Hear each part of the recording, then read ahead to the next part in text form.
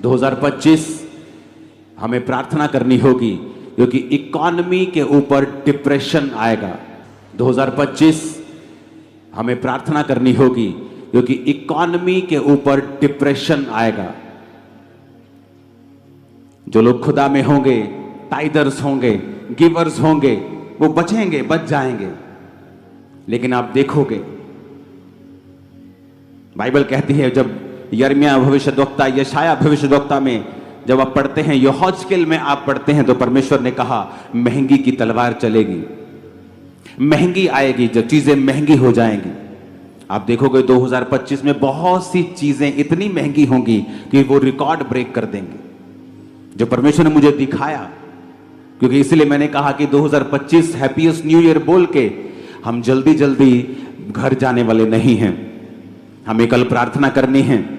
आप दिन रात के रोजों में कल से नहीं हैं। अगर आपको मेडिकल कंडीशन है, आप दिन दिन के रोजे करिए, आप कुछ करिए, आप बैठ के प्रार्थना करिए, चर्च में आइए, क्योंकि अगले 3 दिन हमें प्रार्थना करनी होगी।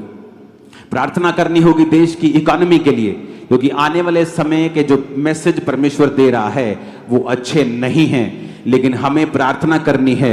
आप लोग बचाए जाएंगे, आपकी प्रार्थना के द्वारा दूसरे लोग भी बचाए जाएंगे। आपने यीशु मसीह के नाम का मजाक उड़ते रील्स में देखा, इतना कि जितना कभी नहीं देखा गया। आपको क्या लगता है, अगर क्रिश्चियंस कुछ नहीं कहेंगे तो क्या परमेश्वर कुछ नहीं कहेगा? मैंने लोगों को रोते हुए देखा है 2025 में, क्राई करते हुए देखा है, ऐसे ट्रबल्स में देखा है यंग लोगों को जो पहले उनकी लाइफ में कभी उन्होंने एक्सपेक्ट नहीं किए थे। तो हमें प्रार्थना करनी है कि परमेश्वर की सच्चाई उन लोगों के ऊपर जाहिर हो और वो लोग भी बचाए जाएं। आमीन। हमें प्रार्थना करनी होगी देश के लिए, हमें प्रार्थना करनी होगी आने वाले समय में पंजाब के लिए, क्योंकि शांति को बनाए रखने के लिए आपको प्रार्थना करनी होगी। हालेलुया। हमें प्रार्थना करनी होगी आने वाले समय के यूथ के लिए, क्योंकि जितना वो बिगड़ा हुआ आपको 2025 में दिखेगा, आपने लाइफ टाइम में कभी नहीं देखा होगा। इसलिए मैं कह रहा हूं कि हैप्पीएस्ट न्यू ईयर सिर्फ हैप्पीएस्ट न्यू ईयर बोलने से या मैसेज फॉरवर्ड करने से नहीं हो जाता। हमें परमेश्वर का आत्मा दिखाता है और समझाता है आपको क्या करना है, आपको क्या बोलना है, क्या आपको प्रार्थना में परमेश्वर से कहना है, प्रभु क्या कह रहा है आपको, और उसके अनुसार आपको प्रार्थना करनी है। इसलिए चर्च बनाई गई है। चर्च का मकसद सिर्फ आकर बरकत लेना नहीं होता। मैं बहुत सारे लोगों को बोलता हूं, जब वो आके बोलते हैं कि हम बड़ा स्ट्रगल कर रहे थे, हमसे हो नहीं पा रहा था, लेकिन अब प्रभु ने हमें ग्रेस दी है, अब हम आपकी चर्च में आते हैं और सब रुकावटें दूर हो गई हैं। तो मैंने कहा ये कौन सी बड़ी बात है, अभी तो पहला स्टेप हुआ है, अभी तो आप सिर्फ चर्च में आए हैं, तो कौन सी बड़ी बात है। अब चर्च में आकर आपने परमेश्वर के लिए क्या किया है, आपने कौन सी सेवा में हिस्सा लिया है? क्या आप सुसमाचार टीम के हिस्सेदार हैं? क्या आप पम्फलेट्स बांटने जाते हैं? क्या आप बीज बोते हैं? क्या आप प्रार्थनाएं करते हैं? क्या आप फास्टिंग करते हैं? क्या करते हैं आप? क्योंकि जब आप एक चर्च में शामिल होते हैं, आपको उस चर्च के दर्शन में शामिल होने के लिए परमेश्वर बुलाता है।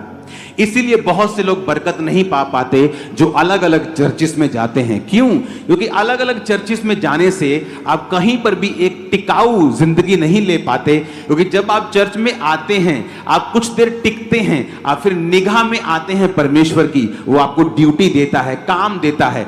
जब आप काम करना शुरू करते हैं, फिर परमेश्वर उस काम के जरिए आपको ब्लेस करता है। क्योंकि परमेश्वर का आपको आशीषित करने का एक ही तरीका है कि वो आपको अपनी महिमा के लिए पहले इस्तेमाल करे और फिर वो आपको आशीषित करे। लेकिन जब हम ये सोचते हैं, ओह अब मेरी कंफ्यूजन ठीक हो गई है, अब मैं इसी चर्च में आऊंगा, अब मुझे पता लग गया ये चर्च आत्मिक है, तो बहुत बड़ी बात नहीं है आप यहां पे आए हैं, ये तो शुरुआत है। It's just a starting point, ये तो एंट्री है आपकी, ये कोई बहुत बड़ी बात नहीं है। अभी आप आएंगे, उस दर्शन में शामिल होंगे, आपको मालूम होगा परमेश्वर क्या चाहता है। वो चाहता है मैं प्रार्थना करूं, वो चाहता है कि मैं अपने पास्टर के लिए, अपनी चर्च के लिए प्रार्थना करूं। वो अलग अलग आपको ड्यूटीज देता है, और जब आप उन ड्यूटीज में शामिल होते हैं तब परमेश्वर आपको आशीषित करता है। इसलिए मैं कहता हूं कि सिर्फ बिलीवर बन के चर्च में कभी मत आओ, चर्च के हर काम में आपका एक्टिव हिस्सा होना चाहिए। अगर आप चाहते हैं कि परमेश्वर आपको ब्लेस करे तो चर्च के हर दर्शन में आपको शामिल होना होता है। इसीलिए परमेश्वर आपको भवन में रोपता है, यानी आपको बोता है भवन में। आमीन। ऊंची आवाज में आमीन बोलो। जो बात परमेश्वर ने मुझे आपको बोलने के लिए 2025 के लिए कही है, अगर आप चाहते हैं कि 2025 में वो जो चीजें मैंने बोली हैं आप उनमें ना आए, आप उस इकोनॉमी के डिप्रेशन का, उस महंगी की तलवार का जो चलने वाली है, आप उसमें अगर नहीं आना चाहते हैं, वो पाप, वो इंटरनेट पे वो चीजें जो आपने कभी नहीं देखी, वो रोना और करलाना भी बहुत अजीब तरीके का मैंने देखा है आने वाले महीनों में, अगर आप चाहते हैं कि आप उनमें शामिल ना हो तो परमेश्वर ने कहा मेरे लोगों को बता कि तुम्हें बलिदान चढ़ाने होंगे। पुराने नियम में बलिदान चढ़ाए जाते थे, लेकिन नए नियम में अलग बलिदान चढ़ाए जाते हैं। दूसरा राजाओं 17 उसकी 36 में लिखा, परंतु यहोवा जो तुमको बड़े बल और बढ़ाई हुई भुजा के द्वारा मिस्र देश से निकाल ले आया, उसी का तुम भय मानना, उसी को दंडवत करना और उसी की बलि चढ़ाना। परमेश्वर ने कहा उसको बलि चढ़ाना, बलिदान करना।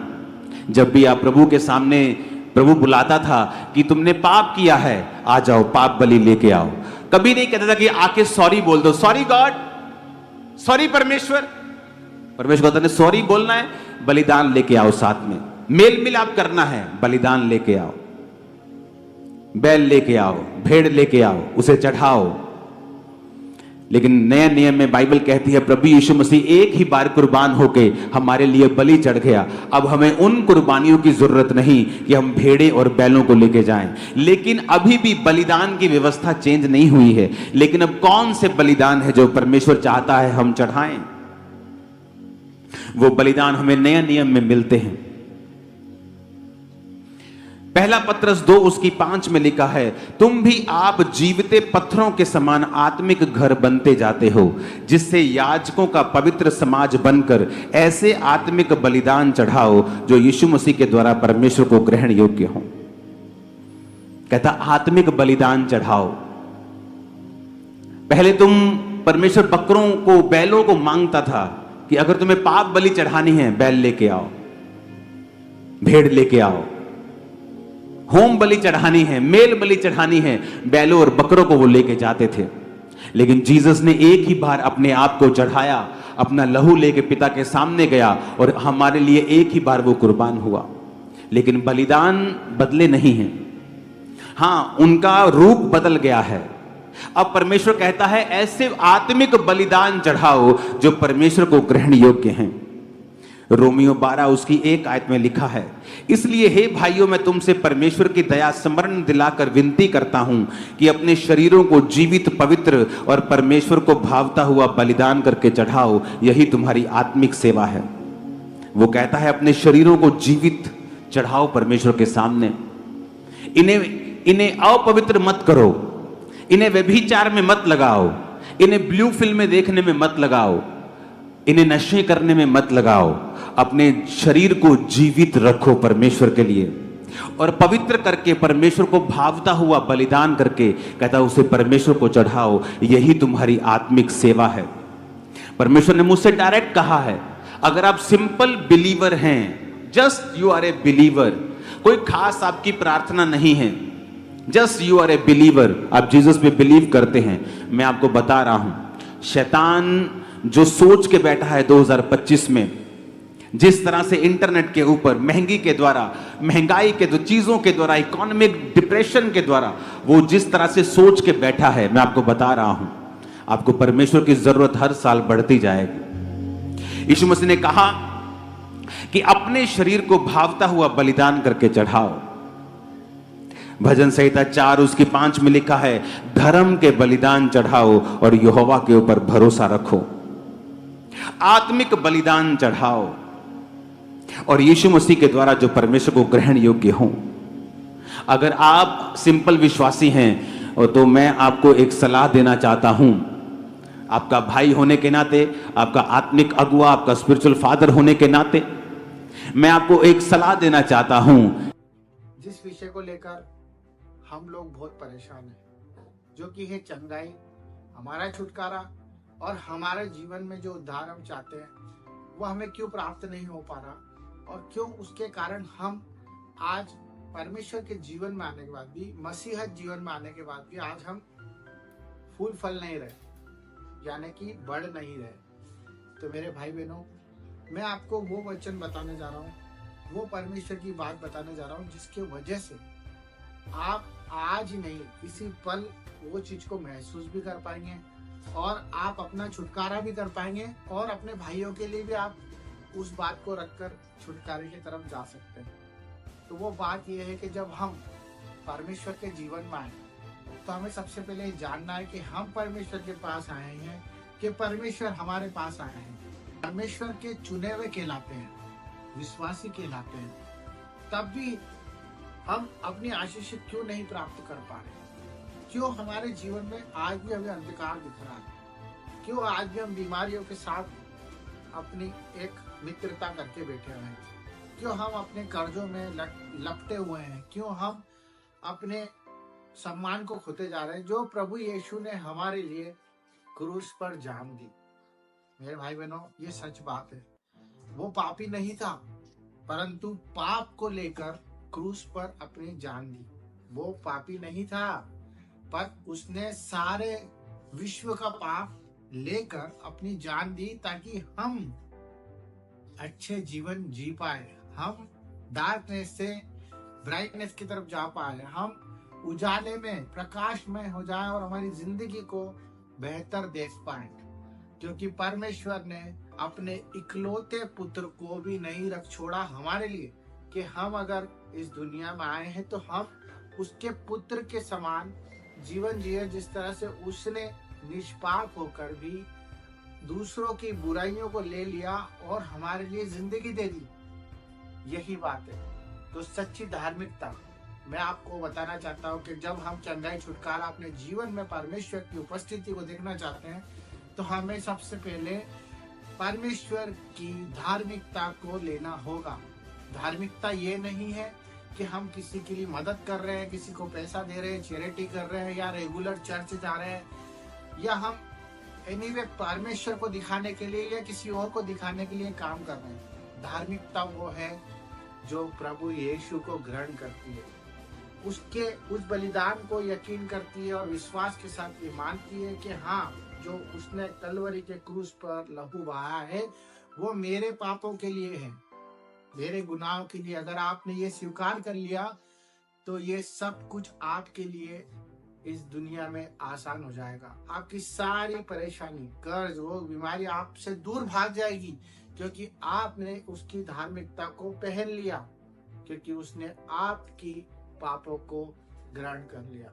मेरे भाई बहनों, ये वो सच्ची धार्मिकता की बात है जिस पर अगर आपको आज यकीन है तो आपका उद्धार कोई नहीं छीन सकता, क्योंकि परमेश्वर का वचन कहता है कि तू उसके राज्य की और उसकी खोज कर तो ये सब चीजें भी तुझे मिल जाएगी। सारी राज्य वैभव भी तुझे मिल जाएगा, चंगाइयां भी मिल जाएगी और छुटकारा भी मिल जाएगा। तो परमेश्वर के इसी वचन पे आप अमल करें और आप संसार को दिखाने के लिए नहीं जिए। हमें परमेश्वर को और उसके प्रेम के लिए, हमें जो उसने हमसे पहले किया उसके लिए अपना योगदान दे और अपने दिल को उसके लिए खोल के रखे और उस पर यकीन रखे, पूरा भरोसा रखे और कमांड करे, यकीन रखे और वचनों को पढ़े और वचन आपको आजाद कर देंगे। आप बुराइयों से दूर रहे, परमेश्वर के वचन पे बने रहें और धार्मिकता की झिलम को पहन लें और उसके हथियार जो वचन है उसको पकड़कर अपनी जिंदगी के सारे बंधन तोड़ दें। सबको जय मसीह की। आपकी चंगाई आपके मुंह में है।